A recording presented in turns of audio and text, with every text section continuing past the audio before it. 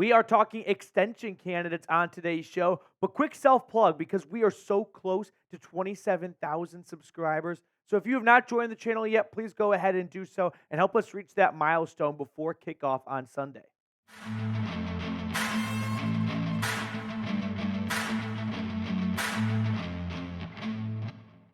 What's going on, everyone? Welcome into another edition of the Cleveland Browns Report. Matthew Peterson here talking about extension candidates because we know Andrew Berry loves to spend Mr. Haslam's money. He is very good at that, and he has done it before in the month of November, right? I remember when they extended Wyatt Teller and Joel Bitonio 2 years ago this month. So I would not rule out some more midseason contract extensions happening in the next few weeks. So with that, let's get into my top 4 extension candidates for the Browns, starting with Amari Cooper. Now, we're going to use our Bernie heads as a scale of likely to unlikely, and I'm going to give it 4 Bernie heads as in it is extremely likely, basically a fact. You can take it to the bank because I don't see a way the Browns proceed beyond this season without Amari Cooper being locked up for the next 2 to 3 seasons.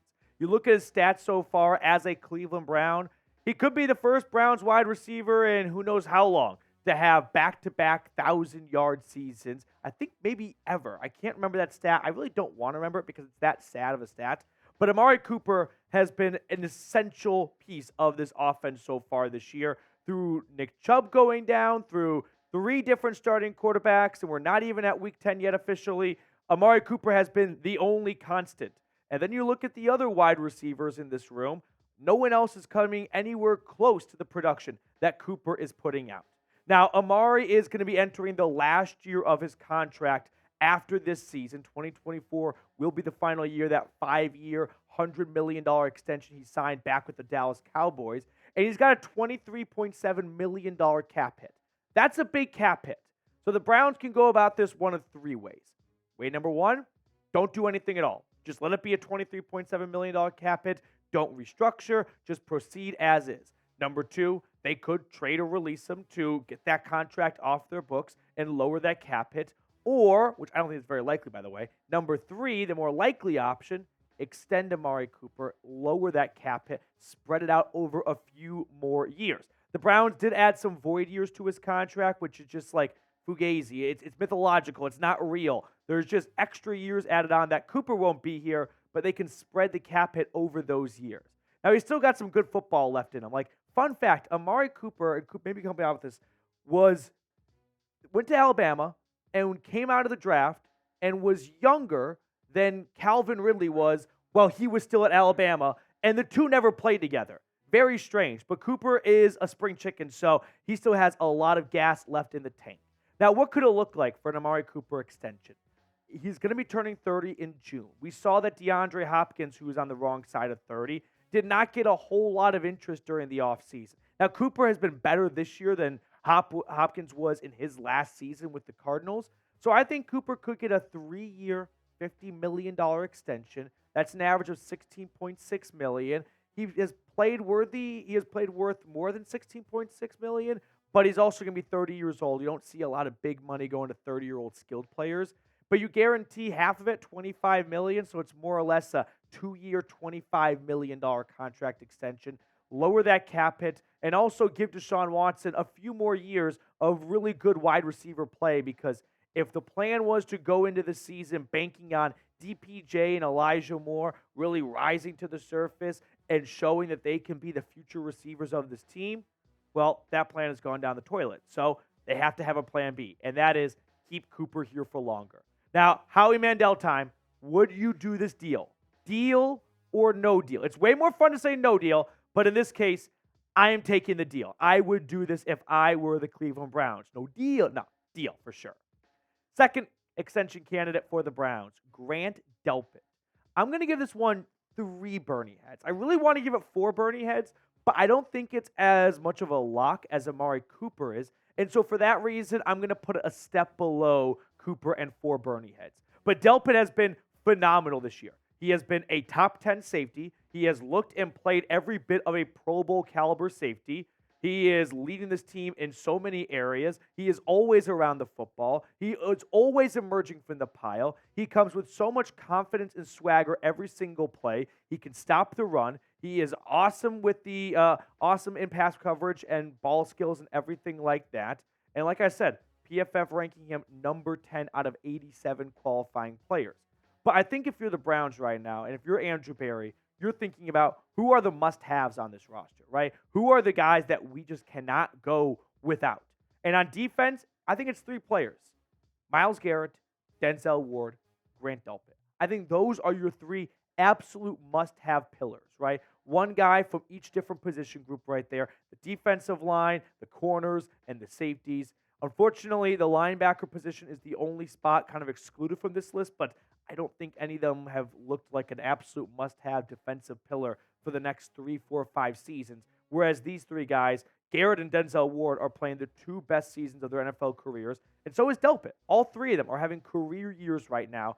So for the Browns, they want to lock up their 3 stars on defense. And I'm going to look at a Grant Delpit contract extension in just a second. But really quickly, I want to tell you guys about our friends over at Waterboy. With the holidays approaching, our sponsor, Waterboy, is here to help you prepare for those nasty holiday hangovers. There's nothing worse than feeling like the Grinch while everyone else in the family is rocking around the Christmas tree. Waterboy is a hydration powder scientifically formulated to cut your hangover time in half. There are other hydration packs on the market, but nothing comes anywhere close to fighting those Sunday scaries like Waterboy. With 0 sugar and over 3 times the electrolytes of Liquid IV, your hangover will stand no chance. Unlike their competitors, Waterboy has added specific ingredients beyond just hydration to help with nausea, anxiety, and fatigue. We all know that hydration alone isn't enough to help after a holiday bender. Now, like I said, most hydration packs are so packed full of sugar that they actually cause you to crash even harder. Not to mention, you have to drink so many of them to get the electrolyte replacement that your body desperately needs. Waterboy has over 9 times the electrolytes as a Gatorade does. So, with that being said, hundreds of thousands of people already trust Waterboy as their hangover cure. It's time to stop dealing with the anxiety alone. For a limited time, my listeners get an exclusive 15% off discount with our link at waterboy.com/chatsports. That's 15% off at waterboy.com/chatsports. It's time to ho hydrate this holiday season. Now, like I was just teasing a moment ago, a contract extension for Delpit could look something like this. Most safeties get a 4-year extension. I think Delpit, at his age and where he's at in his career, could get a 5-year extension. So what about a 5-year, $70 million contract extension? That's an average of $14 million. So the average is a little bit lower than some of the highest paid safeties in the league. But to compensate for that, how about 40 G's of it guaranteed? So over half of it's guaranteed. You look at 5 years, $40 million. Basically for the Brown side, like a 3-year, $40 million contract. But Delpit, if he continues playing the way he is, he could see every single penny of that extension. Third extension candidate is Dustin Hopkins. I did not have on my bingo card back in August. We would be talking about extending D-Hop in November, but we have to have this conversation because he's been arguably the best kicker in the entire National Football League. So I'm going to give it just 2 Bernie heads because I'd be lying to you guys if I said I knew everything about kicker contract extensions. But D-Hop has definitely played himself into a spot where he should be in serious consideration for getting a contract extension. He's making 20 of 23 field goal attempts this season, an average of 86.9. He is perfect from beyond 50 yards, 8 for 11 from 40 to 49, which is kind of bizarre because he is what the Browns wanted Cade York to be, right? We'll take some of the inaccuracy issues from 40 to 49, but he's going to have a cannon of a leg to make those 50-yarders, which the opposite was the resume for Dustin Hopkins. Really accurate, doesn't have a ton of strength in his leg. But I want to look at what the Browns have had at the kicker position leading up to Dustin Hopkins. Since the end of the Phil Dawson era to the start of the Dustin Hopkins era, the Browns kickers at that time, 79.1 field goal percentage. You saw the rest of the numbers. Some of the worst in the NFL. The last time the Browns, by the way, had the same kicker 2 straight years was indeed Phil Dawson from 1999 to 2012. So there has been zero stability at the kicker position, which it's fun to make jabs and make jokes about kickers and they're aliens and all that, but at the same time, they win or lose you a lot of games. It's a serious, important position to have nailed down, and for the Browns to have what looks to be a kicker that can be the guy for the next few seasons, I think it would be wise investing in him and not entering that carousel that was the last decade before Hopkins came here. So what about a 3-year, $17 million contract extension? This is not going to reset the kicker market. There are plenty more kickers making more money. An average of $5.6 million. You guarantee $8 million of it. So if something were to happen and he falls off the earth a little bit, it's basically like a 2-year, $8 million contract. So not a lot of dead money if you did want to get out of it a year or two early. And I think for the Browns, it would be really smart to invest in Hopkins so that you're not entering that revolving door you have had at the kicker position, like the quarterback position, for the last 10 plus years at this rate. But I want to show the guy some love because he deserves it, right?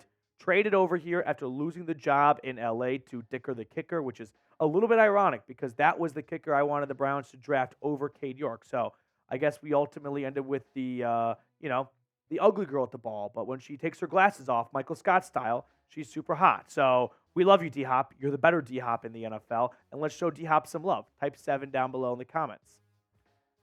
This is a tough one. Nick Chubb. And I'm going to be honest with you guys. I don't know. I know it's my job to know. It's my job to give you guys analysis and opinions and takes and all that good stuff. But I don't know. You don't know. None of us know, except for maybe a few people in the world. Nick Chubb, Andrew Berry, and their team of doctors. Because this is an extremely delicate situation, and you have to have extensive knowledge of Nick Chubb's rehab and where he's at and what they project he'll be like when he comes back, which that's all it is, just projections, because we don't know what to expect out of our great Nick Chubb, and this is going to be a very difficult decision for Andrew Berry to make. 2024 is the final year of Chubb's contract. He's got nearly a $16 million cap hit. Now, Chubb underwent a first and successful surgery back at the end of September, but a second surgery was said to be required sometime in the month of November, so keep an eye on that.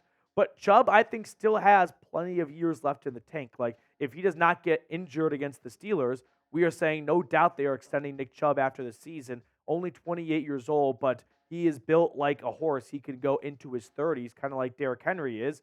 I don't want to doubt or bet against Nick Chubb, but I think it's extremely unlikely he is available to start 2024. So do the Browns want to sink nearly $16 million worth of cap hit into a player that, let's say he's ready 12 months after the second surgery, which would be November? We're talking about Chubb coming back sometime around now, next year. That's a big tab to pick up for a guy you won't have for the first half of the season. So the Browns will have some options. They could unfortunately just move on from him. I don't think they will do that to him. They could extend him, and if you extend him, you lower that near $16 million cap hit. But that's a big gamble to make because what if you extend him for 2 to 3 years, Chubb comes back, and he looks like a lot of running backs do when they're 28, nearly 29 years old. Like they've lost a step. Factor in a second knee surgery on the same knee, maybe he's lost like 3 or 4 steps at that point. And the Browns are stuck to him, or at least stuck to a good cap hit because they extended him because they believed he would be ready to roll once he did come back. So it's a huge decision, and it's a very risky and difficult one for Andrew Berry to make. And thankfully, it's moments like these where I'm kind of happy I'm not the one calling the shots because I don't know what you would do in this spot if you're Andrew Berry. But let me know if you think the Browns should extend Nick Chubb. Lower the cap hit, bank and bet on him coming back and being Nicholas Jamal Chubb that we have loved and seen for the last 5-6 years. Or is it, you know what, maybe he's not going to be that same guy anymore when he does return. And this is a business, and we don't want to sink 2 to 3 years worth of money into Nick Chubb if he's going to come back and no longer be our Batman. So let me know what your thoughts are down below. That's going to do it for us on today's show. Thanks so much for tuning in. If you enjoyed our content, like the video, subscribe, share, comment, all that good stuff. And I'll see you guys later.